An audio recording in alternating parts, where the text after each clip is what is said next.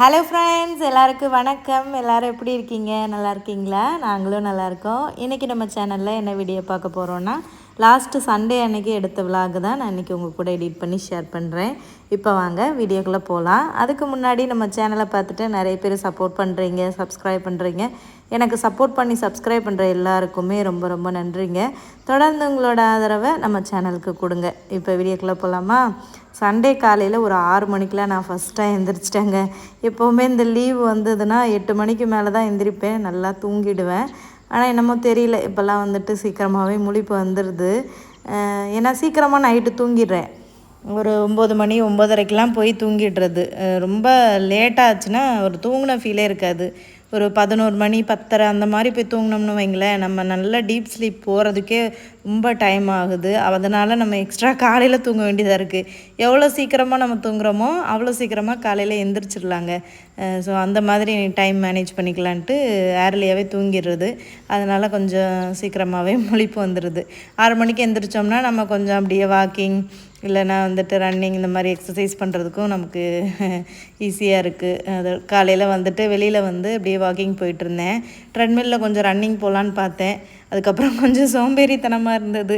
சரி, வெளியில் அப்படியே அந்த இயற்கை காற்றுல நல்லா அந்த பறவைகளோட சத்தத்தில் அப்படியே நடந்துடலாம் அப்படின்ட்டு ஒரு 1/2 மணி நேரம் நல்லா ஞானி பாட்டை போட்டு விட்டுட்டு நல்லா நடந்துட்டேங்க. ஸோ காலையிலேயே நல்லா ஒரு சாங் கேட்டுகிட்டே நடக்கிறதுன்றது ஒரு நல்ல ஃபீலு. அதுவும் நம்ம ஃப்ரெண்ட்ஸ் யாராவது ஊர் சைடெல்லாம் நம்ம ஃப்ரெண்ட்ஸு எல்லாம் இருந்தாங்கன்னா சேர்ந்து நடந்து போகலாம். பட் தனியாக நடக்கும்போது கொஞ்சம் போரிங்காக இருக்கும். அதுக்கு தான் பாட்டை போட்டு விட்றது. அப்போ அந்த பாட்டை கேட்கும்போது நமக்கு வந்து அந்த போர் அடிக்காது. 1/2 மணி நேரம் தனியாக நடக்கிறதுன்றது வந்து நமக்கு வந்து கொஞ்சம் கடுப்பாக இருக்கும். அதுக்காக சொல்கிறேன். அதே கிராமங்கள்லாம் நம்ம இருந்தோம்னு வைங்களேன், நமக்கு ஒரு சில ஃப்ரெண்ட்ஸுகளை நம்ம இது பண்ணி வச்சுக்கிட்டோம்னா ஈஸியாக அந்த மாதிரி நடக்கிறதுக்கு இது பண்ணிவிட்டு அப்படியே பேச்சு துணையாக அப்படியே போகிறதுன்றது ரொம்ப நல்லாயிருக்கும். ரொம்ப நாள் ஆச்சு இந்த வெயிட் லாஸு அதெல்லாம் ஃபாலோ பண்ணி விட்டாச்சு. எப்போ விட்டேன்னா பசங்களுக்கு எல்லாருக்குமே கொஞ்சம் உடம்பு சரியில்லாமல் போச்சு பார்த்திங்களா. அந்த ஜனவரியிலேருந்து அப்படியே விட்டுட்டேன். அந்த டிசம்பரெல்லாம் நல்லா வெயிட் லாஸ்க்கு நல்லா எக்ஸசைஸ் பண்ணுறது, டயட் ஃபுட் எடுக்கிறது அதெல்லாம் நல்லா ஃபாலோ பண்ணிகிட்டு இருந்தேன். பட் இடையில இந்த கொஞ்சம் எல்லாருமே சிக்கானனால அப்படியே விட்டாச்சு. சரி, இனிமேல் கொஞ்சம் ஃபாலோ பண்ணலாம் அப்படின்ட்டு தான். அப்படியே விட்டுட்டோன்னு வைங்களேன், வெயிட் அப்படியே நமக்கு தெரியாமையே அப்படியே கூடிரும். நம்மளும் அப்படியே பிடிச்சதெல்லாம் சாப்பிட ஆரம்பிச்சிருவோம், ஒரு ஃபுட் கண்ட்ரோலே இல்லாமல். ஸோ அதனால் திரும்ப வெயிட்டு கூடிருச்சுன்னா திரும்ப ஸ்டார்டிங்லேருந்து வர்றது ரொம்ப கஷ்டம். ரொம்ப கஷ்டப்பட்டு குறைக்கணும். ஸோ அதனால் வெயிட்டை மட்டும் கூட விட்டுறாத வினிதா அப்படின்ட்டு நானே எனக்குள்ளே சொல்லிக்கிட்டேன். ஸோ அந்த 65 இதுலையாச்சும் மெயின்டைன் ஆகணும். இதுக்கு வந்து கீழே குறைஞ்சாலும் நல்லது தான். 60 kg தான் என்னோடய டார்கெட்டு. ஸோ இதுக்கு மேலே கூடிடக்கூடாது. ஸோ 65.5 இருந்தது அன்றைக்கி வெயிட் செக் பண்ணி பார்க்கையில். ஸோ ஓகே, நல்லாவே மெயின்டைன் ஆகிட்டுருக்கு. சாப்பாடு எனக்கு பிடிச்சதை சாப்பிட தான் செய்கிறேன். ஆனால் அளவாக சாப்பிட்றேன், நிறைய சாப்பிட்றது கிடையாது. அளவாக ரைஸை கம்மி பண்ணிவிட்டு காய்கறிகள் இந்த மாதிரி இதுகளை அதிகமாக எடுக்கும்போது கரெக்டாக வெயிட் வந்து மெயின்டைன் ஆகுது. முக்கியமான விஷயம் என்னென்னா, சுகரை அவாய்ட் பண்ணனால தான் வெயிட் வந்து மெயின்டைன் ஆகுது. ஸ்வீட்டு, டீ காஃபியில் சுகர் போட்டு குடிக்கிறது இந்த மாதிரி எல்லாம் டோட்டலாக அவாய்ட் பண்ணிட்டேன். ஸ்வீட் சாப்பிடணுன்னு ஆசை வந்தாலுமே அந்த டைமில் வந்து ஏதாவது ஃப்ரூட்ஸ் வாங்கி வச்சுக்கிறது, அதுக்கேற்ற மாதிரி அந்த பசியை கண்ட்ரோல் பண்ணிக்கிறது. ஃப்ரூட்ஸ் அதிகமாக எடுத்துக்கிறேன். ஸோ இதையெல்லாம் ஃபாலோ பண்ணோம்னா வந்து வெயிட் வந்து மெயின்டைன் ஆகுது. ஸோ இந்த மாதிரி ஃபுட் ஹேபிட்ஸை ஃபாலோ பண்ணாலே நம்ம ஈஸியாக வெயிட்டை வந்து மெயின்டைன் பண்ணிக்கலாம். ஸ்வீட்ஸை கம்ப்ளீட்டாக அவாய்ட் பண்ணிடணும். அதே மாதிரி ஆயில் ஃபுட், இந்த ஃப்ரைட் ஐட்டம்ஸு, வடை, போண்டா, பஜ்ஜி இதெல்லாமே நான் செய்கிறதே கிடையாது வீட்டில். செஞ்சேன்னா நான் சாப்பிட்ருவேன். ஏன்னா எனக்கு ரொம்ப ரொம்ப பிடிக்கும் பஜ்ஜி, போண்டா, வடை எல்லாமே. செஞ்சு ஒன்று சாப்பிட்டேன்னா நான் செஞ்சு வீட்டில் எவ்வளோ செய்கிறேனோ அதை பூரா நான் சாப்பிட்ருவேன். அதனால் நான் எதுவுமே பண்ணுறதே கிடையாது. தீபாவளி அன்னைக்கு செஞ்சு சாப்பிட்டுக்கலான்னு டிசைட் பண்ணியாச்சு. ஸோ காலையில் வந்து பிரேக்ஃபாஸ்ட் என்ன பண்ணேன்னு பார்த்தீங்கன்னா, மாவு கொஞ்சம் இருந்தது. முதல் நாள் அரைச்ச மாவு, கம்பு மாவு இருந்தது. அப்போ தோசை ஊற்றிக்கலாம், சட்னி என்ன பண்ணலாம், தேங்காய் சட்னி வைக்கலாமான்னு பார்த்தேன். கடலை இல்லை, பொட்டுக்கடலை. அப்புறம் ஃப்ரிட்ஜு திறந்து பார்த்தேன், அது வீக்கெண்டு வேறையா, காய்கறி அன்னைக்கு சண்டே தான் வாங்க போவோம். அவரைக்காய் மட்டும் கொஞ்சம் இருந்ததுங்க. ஸோ அவரைக்காய் வச்சு என்ன பண்ணலாம் அப்படின்னு யோசிச்சு அவரைக்காய் சட்னி பண்ணிடலான்னு டக்குன்னு ஒரு ஐடியா வந்தது. ஸோ ஏன் எல்லா காயிலையும் சட்னி பண்ணுறோம், இந்த காயில் பண்ணுறதுக்குனால என்ன அப்படின்ட்டு, நம்ம எப்போவும் போல் வந்து தக்காளி சட்னி பண்ணுவோம் இல்லையா, எண்ணெய் ஊற்றிட்டு கடுகு, உளுந்து, கடலைப்பருப்பு, வெங்காயம், பூண்டு, தக்காளி எல்லாம் போட்டு வதக்கிட்டு அது கூடவே அவரைக்காயும் போட்டு வதக்கிட்டேன் உப்பு போட்டு. அப்போ இறக்கையில் நம்ம தேங்காய் வேணும்னா போட்டுக்கலாம், தேங்காய் இல்லைனாலும் ஓகே. நான் அன்றைக்கி வந்து தேங்காய் சேர்க்கலை, தேங்காய் சேர்க்காமல் அதை பண்ணியுமே ரொம்ப சூப்பராக இருந்தது. அப்புறம் அந்த இது கிரானுலா வாங்கிட்டு வந்திருந்தோங்க. ரொம்ப நாள் ஆச்சு இது வாங்கி, போன வருஷம் வாங்கினது. அதுக்கப்புறமா சூப்பர் மார்க்கெட் போயிருந்த போது கரெக்டாக அதை பார்த்துட்டு இது வேணும் வேணும்னு சொல்லிட்டு எடுத்துட்டான். இது ரொம்ப நல்லாயிருக்கும் இந்த ஸ்ட்ராபெரி ஃப்ளேவர். இது கூட கொஞ்சம் நட்ஸும் போட்டிருப்பாங்க. ஓட்ஸு அதிகமாக இருக்கும், ஃப்ரூட்ஸை விட அந்த ஓட்ஸு தான் ரொம்ப அதிகமாக இருக்கும். டக்குன்னு என்றைக்காவது சமைக்க கடுப்பாக இருக்குது, எங்கேயாவது கிளம்புறோம் அப்படின்னா இந்த மாதிரி வாங்கி வச்சுக்கிட்டோன்னா பிரேக்ஃபாஸ்ட்டுக்கு ஈஸியாக இருக்கும். வெயிட் லாஸ் பண்ணுறவங்களும் இதை எடுத்துக்கலாம், ரொம்ப நல்லது தான். இதில் நிறைய நட்ஸ் எல்லாமே இருக்கும். அப்புறம் பாலை ஊற்றி நமக்கு டேஸ்ட்டுக்கு வந்து ஹனி வேணும்னா ஆட் பண்ணி வந்து சாப்பிட்டுக்கலாம். இதில் வந்து இனிப்பெல்லாம் இருக்காது, நம்ம எக்ஸ்ட்ரா ஹனி சேர்த்துக்கலாம், இல்லைனா ப்ரௌன் சுகர் அந்த மாதிரி கூட சேர்த்துக்கலாம். நான் கொஞ்சம் வந்து டேட்ஸ் எல்லாம் பிச்சு போட்டிருந்தேன் எக்ஸ்ட்ரா, அதை போட்டுட்டு அப்புறம் கொஞ்சம் ஹனி போட்டுட்டு அதை கொஞ்சம் நேரம் ஊற விட்டுறணும். ஊற விட்டுட்டோன்னா நல்லா சூப்பராக சாஃப்டாயிரும், சாப்பிட்றதுக்கு ரொம்ப நல்லாயிருக்கும். ஆதவ் காலையில் எந்திரிச்சு வந்த உடனேயே இதை தான் எடுத்துகிட்டு வந்து கேட்டால், அம்மா மில்க் வேணும்மா அதில் போட்டு கொடுங்கன்னு சொல்லிட்டு, சரிடா அப்படின்ட்டு அடுப்பில் பாலை காய வச்சுட்டு அதை போட்டு கொடுத்தேன். கொஞ்சம் சாப்பிடுவானுங்க, இவ்வளோலாம் சாப்பிட மாட்டாங்க, கொஞ்சம் நேரத்துலேயே போர் அடிக்க ஆரம்பிச்சிடும். ஃபுல்லாக சாப்பிட்டா ரொம்ப ஆச்சரியந்தான். சரி சாப்பிட்ற வரைக்கும் சாப்பிடட்டும்னு சொல்லிவிட்டு ஒரு பவுலில் தான் போடலான்னு பார்த்தேன். முகிலும் வேணும்னா சாப்பிட மாட்டானுங்கன்னு தெரியும், இருந்தாலும் அவங்களுக்கு ஒரு ஆசை போட்டு கொடுத்தேன். முகில் சாப்பிடவே இல்லை, அந்த கேட்குற ஆர்வம் சாப்பிட்றதுல இருக்காது. அப்புறம் அவங்க அப்பா தான் உட்காந்து அதை சாப்பிட்டாரு. அப்புறம் இந்த சைடு அடுப்பில் வந்து அவரைக்காய் போட்டிருந்தேன் பார்த்திங்களா, அதை வந்து நல்லா வெந்துருச்சு. இதை அப்படியே எடுத்து ஆற வச்சுட்டு அரைக்க வேண்டியதுதான். தேங்காய் போட்டால் இன்னும் நல்லா இருந்திருக்கும், தேங்காய் இல்லை இன்றைக்கி, அதனால் நான் தேங்காய் வந்து சேர்க்கலை. அப்படியே ஆற வச்சுட்டு மிக்சியில் போட்டு அரைச்சிட்டேன். அப்புறம் தோசை இப்போல்லாம் பார்த்திங்கன்னா தோசைக்கல்லில் நல்லா கிறிஸ்பியாக தோசை சூப்பராக வருது.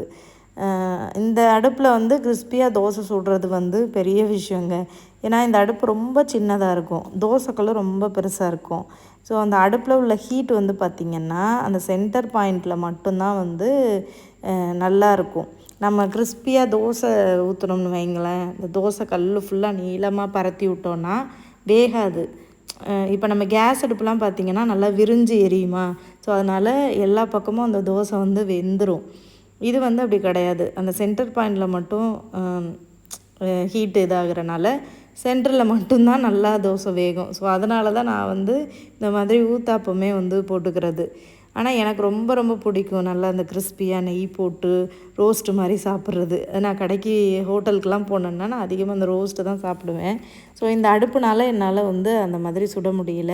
இருந்தாலும் நான் மேனேஜ் பண்ணி கொஞ்சம் அடுப்பை வந்து சிம்மில் வச்சு தோசைக்கல்லை வந்து வேகாத பக்கம்லாம் இழுத்து இழுத்து மாற்றி மாற்றி வச்சு அந்த மாதிரியெல்லாம் இப்போ ட்ரை பண்ணி ஓரளவுக்கு தோசை வந்து கொஞ்சம் அந்த ரோஸ்ட்டு மாதிரி இப்போ பண்ணி கொடுத்துட்ருக்கேன் பசங்களுக்கு. இந்தளவுக்கு நடுவில் மட்டும் லைட்டாக கரிஞ்சு போகிற மாதிரி ஆகுது, ஏன்னா அந்த இடத்துல ஹீட்டு ரொம்ப இதாகிறனால. இந்த மாதிரி தோசை சுட்டு கொடுத்தோன்னா ஆதவ் நல்லா விரும்பி சாப்பிடுவான், அவனுக்குமே ரொம்ப ரொம்ப பிடிக்கும். சாப்பிட்டுட்டு அப்படியே வந்து மார்க்கெட் கிளம்பிடலான்னு சொல்லிட்டு கிளம்பியாச்சு. தோசை அவரைக்காய் சட்னி தான் எங்களுக்கு காலையில் பிரேக்ஃபாஸ்ட்டுக்கு. அவன் ஆதவுக்கு அந்த இதை எடுத்து கொடுத்துருந்தேன்ல அந்த கிரானுலா, உட்காந்து சாப்பிட்டுட்டே இருந்தான். சரி அப்புறம் தோசையை பார்த்த உடனே அவனுக்கு தோசை வேணும்னு கேட்டான். எனக்கு கிறிஸ்பியாக சுட்ட உடனே அவங்களுக்கு ரொம்ப பிடிச்சி போச்சு. அதுக்கப்புறம் அவனுக்கு கொடுத்துட்டு அப்புறம் நானும் சாப்பிட்டுட்டு இருந்தேன். ஃபஸ்ட்டே ஹஸ்பண்ட்டை கேட்டேன், எங்கே உங்களுக்கு தோசை ஊற்றவா இல்லை நீங்கள் அந்த கிரானுலாவே சாப்பிட்டுக்கிறீங்களா அப்படின்ட்டு. அவர் வேண்டாம் எனக்கு இதுவே போதும்னு சொல்லிவிட்டு அந்த முகிலுக்கு எடுத்து வச்சு தான் சாப்பிட்டாரு. அதுக்கப்புறம் கீழே அந்த பவுலை மாடியில் உட்கார ஒர்க் பண்ணிக்கிட்டே சாப்பிட்டுட்டு இருந்தார். அப்புறம் நாங்கள் தோசை சுட்டு சாப்பிடும்போது கீழே வந்தார். வந்துட்டு தோசையை பார்த்தோன்னா அவருக்கு அந்த கிறிஸ்பியாக தோசை சுட்டோன்னா பார்த்தோன்னா அவருக்கு டெம்ட் ஆகிடுச்சு போல். இப்போ எனக்கு தோசை இல்லையா அப்படின்னு கேட்டார். நான் ஃபஸ்ட்டே கேட்டேன் தோசை சுடவா வேணுமா வேணாமான்னு. வேணான்னு சொல்லிவிட்டு அப்போ தோசையை பார்த்தோன்னா ரொம்ப ஆசையாயிடுச்சு. இப்போ எனக்கும் சுட்டுரு அப்படின்னாரு. அதுக்கப்புறம் அவருக்கு ஒரு 2 தோசை சுட்டு சட்னி வச்சு கொடுத்துட்டு அதுக்கப்புறம் நான் 2 தோசை வச்சு சாப்பிட்டேன். ஏன்னா நம்ம ஊர் சாப்பாடு பார்த்தோன்னே நமக்குலாம் அப்படியே டெம்ட் ஆயிரும் இல்லையா, அப்படி தான். எங்கே தான் சொல்லுங்கள் வெளிநாடு, நம்ம எங்கே தான் உலகத்தில் எந்த மூலைக்கு போனாலுமே நம்மளோட நாக்கு நம்ம ஊர் சாப்பாடு தான் தேடும். ஸோ என்னடா வினிதா அப்படி சொல்கிறா அப்படின்னு நினைக்க வேண்டாம். நான் என்னோடய இதுக்கு வந்து நம்ம ஊர் சாப்பாடு தாங்க பெஸ்ட்டு நான் எப்போவுமே நினப்பேன். டேஸ்ட் வைஸும் சரி ஹெல்த் வைஸும் சரி நம்ம ஊர் சாப்பாடு ரொம்ப பெஸ்ட்டு தான் உண்மையாலுமே. ஒரு சில விஷயங்கள் வேணால் நம்ம ரொம்ப ஓவராக குக் பண்ணிவிடுவோம். அந்த குழம்பு வகைகள் ஒரு சிலது வேணால். அந்த ஜாப்பனீஸ் ஃபுட் எல்லாமே பார்த்திங்கன்னா கொஞ்சம் நல்லா பச்சையாக ராவாக சாப்பிடுவாங்க. அப்புறம் யூரோப்பியன் சைடுமே பார்த்திங்கன்னா நல்லா அந்த லீவ்ஸ் எல்லாம் பச்சையாக சாப்பிடுவாங்க. நம்ம குக் பண்ணி சாப்பிட்றோம். இருந்தாலுமே டேஸ்ட் வைஸு நம்மளோட ஃபுட்டை அடிச்சிக்கவே முடியாதுங்க உண்மையை சொல்லப்போனால். அதுக்கப்புறம் சாப்பிட்டுட்டு வந்துட்டு நாங்கள் மார்க்கெட் வந்து கிளம்பிட்டோம். எப்பவும் போல் அந்த செங்குராங் மார்க்கெட்டு தான் போயிருந்தோம். அன்றைக்கி பயங்கர கூட்டங்க. ஏன்னா ப்ரூனை நாட்டில் வந்து பார்த்திங்கன்னா மக்கள் வந்து ரம்ஜான் செலிப்ரேட் பண்ண ஸ்டார்ட் பண்ணிட்டாங்க. ரம்ஜான்னாலே நோன்பு வைப்பாங்க இல்லையா? ஏன்னா ப்ரூனை நாடு முஸ்லீம் நாடு தான். ஸோ அதுக்காக வந்துட்டு நிறைய பேர் கடைக்கு மார்க்கெட்டுக்கு இந்த காய்கறி இதெல்லாம் வாங்க வந்துட்டாங்க. ஏன்னா இங்கே வந்து ஈவினிங் 6 o'clock தான் பார்த்திங்கன்னா ஹோட்டல் எல்லாமே ஓப்பனில் இருக்கும். மற்றபடி எல்லா ஹோட்டல்ஸு சாப்பிட்ற கடைகள் எல்லாமே க்ளோஸ்ட் ஆயிரும். அந்த மாதிரி தான் இருக்கும் ஒரு மாதத்துக்கு இந்த நோன்பு முடிகிற வரைக்கும். ஸோ நான் என்றைக்குமே இவ்வளோ கூட்டத்தை மார்க்கெட்டில் பார்த்ததே இல்லை. அன்றைக்கி அவ்வளோ கூட்டமாக இருந்தது.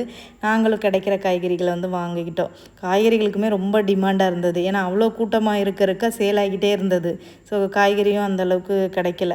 அன்றைக்கி என்னமோ பீட்ரூட் எனக்கு கிடச்சிதுங்க. பீட்ரூட்டு இந்த மார்க்கெட்டில் தான் கிடைக்கும். வேறு இங்கே லோக்கல் பண்டார்னு ஒரு ஏரியாவில் உள்ள மார்க்கெட்டில் கிடைக்கவே கிடைக்காது. ஸோ நான் போன வாரம் வந்திருந்த போதே பீட்ரூட்டை தேடினேன். அப்போ கிடைக்கல. ஸோ இந்த டைம் கொஞ்சம் ஃப்ரெஷ்ஷாக கிடச்சதா அதையும் வாங்கிக்கிட்டேன். ஆனால் பீட்ரூட் கொஞ்சம் விலை கூடங்க. அந்த 3 பீட்ரூட் தான் பார்த்திங்கன்னா $4.5. நம்ம ஊர் காசுக்கு ஒரு $280 பக்கம். விலை அதிகம்தான். என்ன பண்ணுறதுங்க. பீட்ரூட் எனக்கு ரொம்ப தேவைப்பட்டது. அதை ஜூஸ் பண்ணி குடிக்கலாம் அப்படின்னு சொல்லிட்டு. அதுக்கப்புறம் கேரட்டு, வாட்டர்மெலன், அப்புறம் பூண்டு, வெங்காயம், தக்காளி கொஞ்சம் தான் வாங்கினோம். நிறைய காய்கறிகளுமே இல்லை. விலையும் ரொம்ப அதிகமாக இருந்தது. ஸோ அதனால் அத்தியாவசியத்துக்கு என்னென்ன தேவை அந்த மாதிரி தான் வாங்கினோம். தக்காளி எங்கேயுமே நல்ல தக்காளியாக இல்லை. ரொம்ப காயத்தான் இருந்துச்சு. சரி மார்க்கெட்டே ஒரு ரவுண்ட் அடிப்போம் அப்படின்னு சொல்லிட்டு ரவுண்ட் அடிச்சுட்டு வந்தோம். ஃபைனலாக இந்த கடையில் கொஞ்சம் நல்லா இருந்த மாதிரி இருந்தது. அப்புறம் அங்கே தக்காளி வாங்கிட்டு இந்த தக்காளி கடை பக்கத்துலேயே தேங்காய் கடை இருந்துச்சு. இங்கே நான் ஆல்ரெடி ஒரு வீடியோலலாம் சொல்லியிருக்கேன். இங்கே வந்து தேங்காய் வந்து துருவியே விற்பாங்க அப்படின்னு சொல்லிட்டு. ஸோ துருவுறதுக்கு ஒரு மிஷினு, அதுக்கப்புறம் அந்த துருவின தேங்காவை தேங்காய் பால் எடுக்கிறதுக்கு ஒரு மிஷினு. இங்கே ஒரு அம்மா வந்து அதை வந்து பண்ணிகிட்டு இருந்தாங்க. நான் அப்படியே அவங்ககிட்ட பேசிகிட்டே வீடியோ எடுத்துகிட்டு இருந்தேன். தேங்காய் பாலெல்லாம் எவ்வளோ அப்படின்னு சொல்லிட்டு. இது வந்து அந்த தேங்காய் பால் 1 லிட்டர் வந்து $5. தேங்காவை துருவி அப்படியே அரைச்சி பாலாகவே கொடுத்துட்றாங்க. ஸோ துருவின தேங்காய் யாருக்கு வேணுமோ வாங்கிக்கலாம், பாலாகவும் வாங்கிக்கலாம். ஸோ பாருங்கள், நம்மெல்லாம் தேங்காய் வாங்கிட்டு வந்து உடச்சி எல்லா வேலையும் நம்ம தான் பார்ப்போம். ஆனால் இங்கே எல்லாமே வந்து பேக்டாக அப்படியே ரெடிமேடாக கிடைக்குதுங்க. ஸோ அதுக்கப்புறம் நாங்கள் வாங்கிட்டு காய்கறி எல்லாம் வாங்கிட்டு வீட்டுக்கு வந்தாச்சு. வந்துட்டு வரும்போது நாங்கள் இங்கே பண்டார் சைடு போயிருந்தோம். ஹஸ்பண்ட் வந்து முடி வெட்டணும்னு சொல்லியிருந்தாங்க. அப்போ அதுக்கு ஆப்போசிட்டில் ஒரு ஹோட்டல், தமிழ் ஹோட்டல் இருக்குது, மகாராஜான்னு சொல்லிட்டு.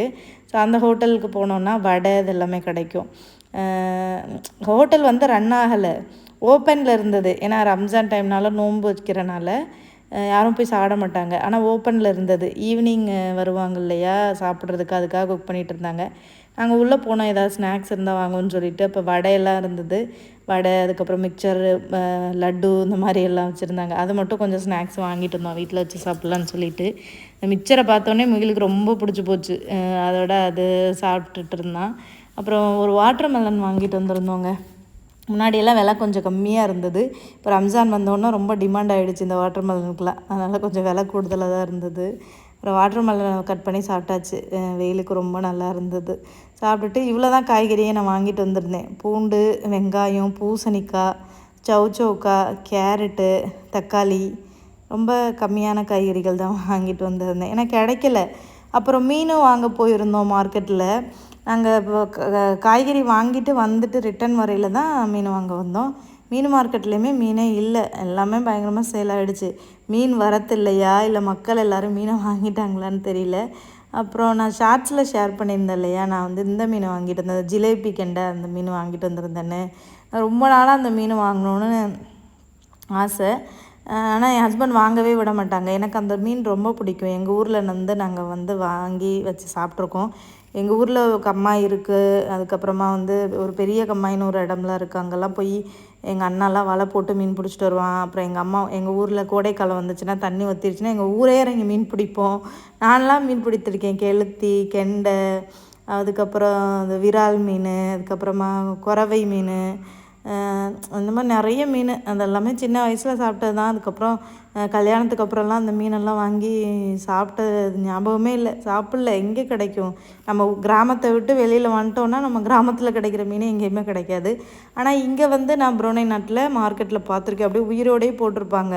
எனக்கு ஆசையாக இருக்கும் அந்த மீனை வாங்கி ஒரு நாளாக சமைச்சு சாப்பிடலான்னு. என் ஹஸ்பண்ட் வந்து அந்த மீன் சாப்பிட மாட்டாங்க. ஏன்னா என் ஹஸ்பண்ட் பிறந்த ஊரில் வந்து இந்த மாதிரி கம்மாய் இதெல்லாமே இல்லை, அதனால் அவங்க சாப்பிடல. இருந்திருந்தால் பிடிச்சி சாப்பிட்ருக்கலாம். எங்கள் ஊரில் இருந்தனால நாங்கள் சாப்பிட்டு பழக்கம். அதனால் அவர் சாப்பிடாதனால வாங்க விட மாட்டார். அதை இந்த மீன் கடல் மீன் வாங்குகிறோம்ல அது இதுக்குன்ட்டு.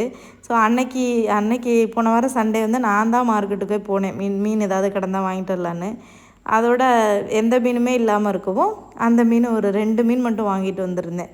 அந்த 2 மீனும் $2 கொடுத்தாங்க. அதோட ரேட்டும் கொஞ்சம் கம்மி தான். அந்த மீனோட ரேட் வந்து 1 கிலோவே $4 சொன்னாங்க. நான் 2 மீன் எடுத்தேன், அதுவே அரை கிலோவுக்கு மேலே வந்துச்சு. அதோட $2 கொடுத்தாங்க. ஸோ அது எப்படி இருக்குமோ அப்படின்னு தான் நினச்சி சமைச்சேன். பரவாயில்ல, நல்லா தான் இருந்தது. அப்புறமா வந்து இந்த பசங்க ஜூஸ் வேணும்னு கேட்டாங்க. வாட்டர் மெலனை கட் பண்ணி கொடுத்தா சாப்பிட மாட்டானுங்களா, நமக்கு ஏதாச்சும் ஒரு வேலை தான் வைப்பானுங்க. வாட்டர் மெலன், ஆரஞ்சு, அப்புறம் அதிலே லெமன்லாம் போட்டு ஒரு ஜூஸ் போட்டு கொடுத்தேன். அப்படி போட்டு கொடுத்தா முகில் குடிப்பான். கட் பண்ணி தான் பீஸா கொடுத்தா சாப்பிட மாட்டான். ஸோ அவனுக்காக எப்போவுமே வந்து ஜூஸ் தான் வந்து போடுவேன். ஸோ நல்லாயிருக்கும் அந்த வாட்டர் மெலனோட ஆரஞ்சு, அதுக்கப்புறம் புதினா லீவ்ஸ் இருந்துச்சுன்னா கொஞ்சம் போட்டோம்னா நல்லா ரெஃப்ரெஷிங்காக இருக்கும். ஃபைனலாக நல்லா ஒரு 2-3 லெமனையும் பிழிஞ்சு விடணும். ரொம்ப ஒரு சூப்பரான ஒரு ரெஃப்ரெஷிங்கான ஜூஸுங்க. இப்போ நம்ம ஊர்லலாம் சீசனில் வாட்டர் மெலன் வந்து கிடைக்கும், கண்டிப்பாக வாங்கி குடிங்க, ரொம்ப நல்லது. அதுவும் இப்போ வாட்டர் மெலன் வாங்கி குடிக்கிறதுக்கும் ரொம்ப பயமாக இருக்குது. ஏன்னா நம்ம ஊர் சைடு வந்து ஏதோ கலரிங் ஏஜென்ட்டெல்லாம் அந்த ஊசி மூலமாக செலுத்துகிறாங்களாமே, நான் ஒரு வீடியோலலாம் பார்த்தேன். பட் ஒரு சிஸ்டர்லாம் கமெண்ட் பண்ணியிருந்தாங்க, இங்கே புரூனை நாட்டில் எப்படி சிஸ்டர் நீங்கள்லாம் வாட்டர் மெலன் வாங்கி சாப்பிட்றீங்களேன்னு. இங்கே வந்து அந்த மாதிரி பண்ண மாட்டாங்கன்னு நம்புகிறோம். ஏன்னா இங்கே உள்ள கவர்மெண்ட் வந்து ரொம்ப ஸ்ட்ரிக்டான ஒரு கவர்மெண்ட்டு. ஸோ இங்கே இந்த மாதிரிலாம் பண்ணாங்கன்னா பயங்கரமாக தண்டனை கொடுத்துருவாங்க.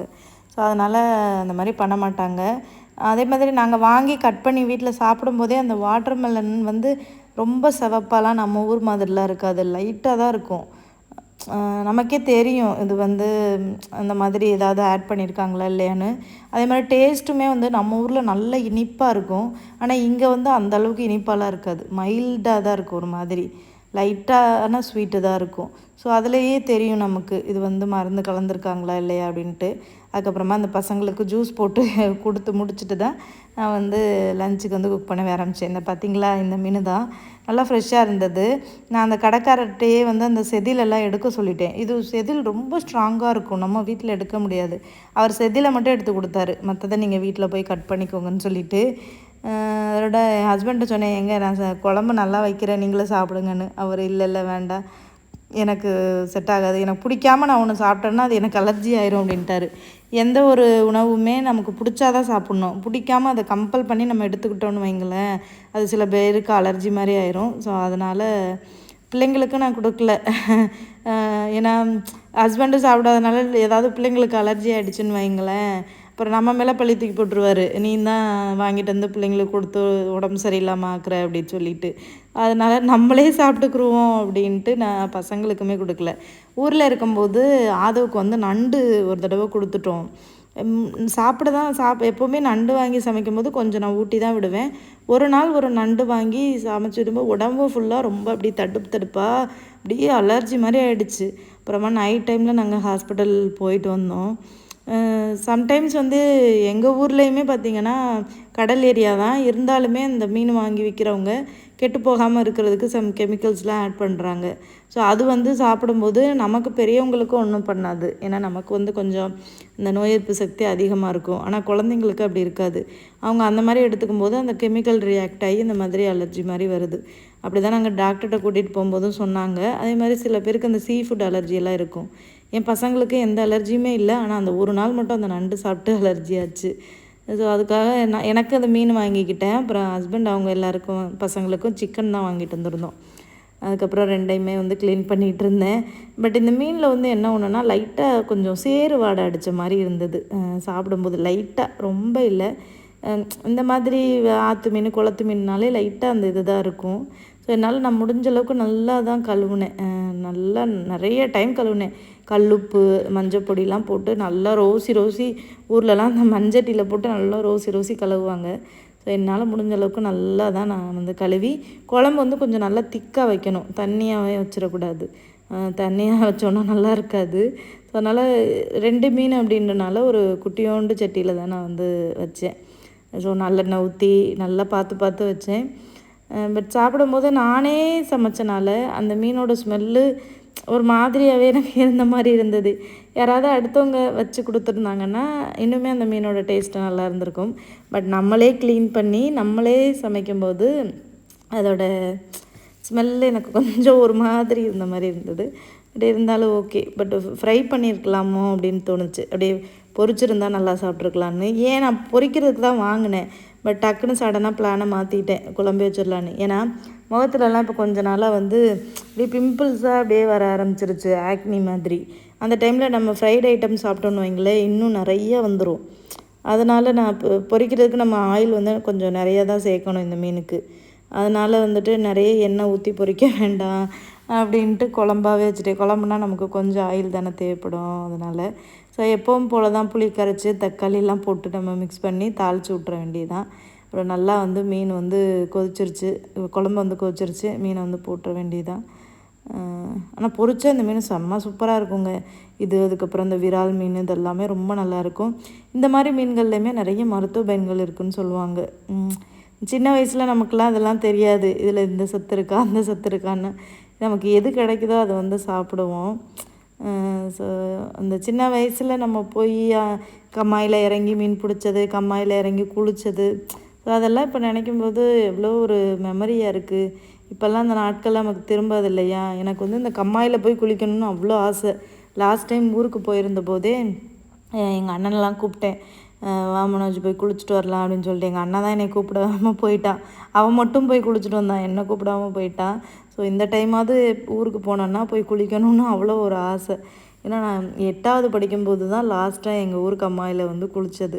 அதுக்கப்புறமா குளிக்கவே இல்லை. சின்ன வயசுலலாம் பிள்ளைங்களோட சேர்ந்து போய் அப்படியே குளித்தது. நீச்சல்லாம் பார்த்திங்கன்னா செல்ஃபாக நாங்களாக தான் கற்றுக்கிட்டோம். அப்போல்லாம் நம்ம அப்படி தானே. இப்போல்லாம் பிள்ளைங்களை கொண்டு போய் நம்ம ஸ்விம்மிங் சென்டர்லலாம் சேர்த்து விட்றோம் நீச்சல் கற்றுக்கிறதுக்கு. நம்மலாம் அப்போல்லாம் எல்லாமே செல்ஃப் லேர்னிங் தான். படித்தது, நீச்சல் கற்றுக்கிட்டது, இது மாதிரிலாம் நினைக்கும்போது இப்போ நம்மலாம் 90s கிட்ஸ் எல்லாம் பாருங்கள் எந்த அளவுக்கு வந்து ஒரு லக்கி பாருங்கள். இல்லை நீச்சல்லாம் இப்போல்லாம் நம்ம வந்து குழந்தைங்கள வந்து ஒரு பக்கெட் நிறைய தண்ணீர் வச்சுருக்கோம்னு வைங்களேன் வீட்டில், அகனை கூட நம்ம விட மாட்டோம், விழுந்துருவாங்களோ அப்படி சொல்லிட்டு பயத்தில் விட மாட்டோம். அந்தளவுக்கு நம்ம கேரிங்காக குழந்தைங்கள பார்த்துக்குறோம். ஆனால் அப்போ வந்து அப்படி கிடையாது. நம்ம அம்மா அப்பாலாம் ஊருக்குள்ளே தானே பிள்ளைங்க இருக்குங்க, எங்கே போனாலும் போய் விளையாண்டு வரட்டும்னு நம்மளை அவுத்து விட்ருவாங்க. நம்ம அப்போல்லாம் ஒரு 5வது 6வதுலாம் படிக்கையில் நமக்கு என்ன விவரம் தெரியும். கம்மாயில் ஆழத்தில் ஊர் நீளெலாம் போய் குளிச்சுட்டு வருவோம். நான் எங்கள் அக்காவும் நானும் பேசல அப்படி தான் பேசுவோம். அந்த ஆழத்தில் போய் அந்த ஆழத்துலலாம் மாட்டியிருக்கோம், உள்ள நீச்சல் தெரியாமல். அந்த ஆழத்தில் மாட்டி அதிலேருந்து எப்படி வெளியில் வரும்போது தான் அந்த நீச்சலே நான் கற்றுக்கிட்டேன். நானே எங்கள் பெரியம்மா மகளும் குளிச்சுட்ருக்கும்போது எல்லோரும் சேர்ந்து குளித்தோம், எங்கள் அக்கா, நான், எங்கள் பெரியம்மா மகள் எல்லாருமே. அப்போது எங்கள் பெரியம்மா மகள் போய் அந்த ஆழம் ஒரு பள்ளம் மாதிரி இருந்தது, அதுக்குள்ளே போய் மாட்டிக்கிட்டா. மாட்டி மூழ்கிட்டா, கை மட்டும் தான் தெரிஞ்சது. அப்போ நான் பார்த்துட்டு அவளை போய் ஹெல்ப் பண்ணலான்ட்டு, எனக்கே நீச்சல் தெரியாது அப்போ. இப்போ நான் போய் அவளை ஹெல்ப் பண்ணலான்ட்டு நான் போய் அவள் கையை இழுத்தேன்னா அவள் என்னையை பிடிச்சி அதுக்குள்ளே இழுத்து விட்டா. அப்போ நாங்கள் 2 பேருமே அந்த ஆழத்துக்குள்ளே மாட்டிக்கிட்டோம்.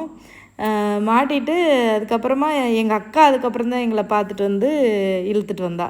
ஸோ அப்போலேருந்து தான் எங்கள் அக்கா வந்து எனக்கு நீச்சல் வந்து கற்றுக் கொடுத்தா, எப்படி நீச்சல் அடிக்கணும்னு சொல்லிட்டு. முங்கு நீச்சல் எப்படி அடிக்கணும், அதுக்கப்புறமா காலை அடிச்சுக்கிட்டு கையை முன்னாடி 2 கையும் தண்ணியை வந்து தள்ளணும், காலை அடிச்சுட்டே போகணும் இல்லையா. ஸோ அப்போல்லாம் அதை அப்படியே கற்றுக்கிட்டது. நம்மளுக்கு கூட பிறந்தவங்க எல்லாம் சின்ன வயசில் வந்து இன்னொரு அம்மானே சொல்லலாம், எங்கள் அக்காலாம் இன்னொரு அம்மானே சொல்லலாம். என்னை அந்தளவுக்கு கைட் பண்ணி ஸ்கூல் போகையில் என்னை கூட்டிகிட்டு போகிறது, நீச்சல் சொல்லி கொடுத்தது, சைக்கிள் பழக சொல்லி கொடுத்தது, அப்புறம் ஸ்கூட்டி பழக சொல்லி கொடுத்தது எங்கள் அண்ணன். எல்லாமே வந்து நம்மளோட கூட பிறந்தவங்க தான். ஸோ அந்த காலத்துலலாம் நமக்கு கூட பிறந்தவங்க 2 பேர் 3 4 பேர் கூட இருந்தாங்க. ஆனால் இப்போ பாருங்கள் 2 குழந்தைங்க, சில பேர் ஒரே ஒரு குழந்தை. ஸோ கூட பிறந்தவங்க இருக்கிறது எவ்வளோ நல்லது தானே. ஸோ எனக்கு அந்த வீடியோவில் உங்களோட பேசிகிட்டே பழைய மெமரிஸ்க்கெலாம் நான் போயிட்டேன். உண்மையாகவே அந்த காலங்கள்லாம் நமக்கு வந்து திரும்பாது. அந்த காலங்கள்லாம் நம்ம பிள்ளைங்களுக்குமே கிடைக்கல, அவங்களுக்கு கொடுத்து வைக்கலைன்னு தான் சொல்லுவேன். நம்ம சின்ன வயசில் நிறைய விஷயங்கள கஷ்டப்பட்டுருக்கோம்.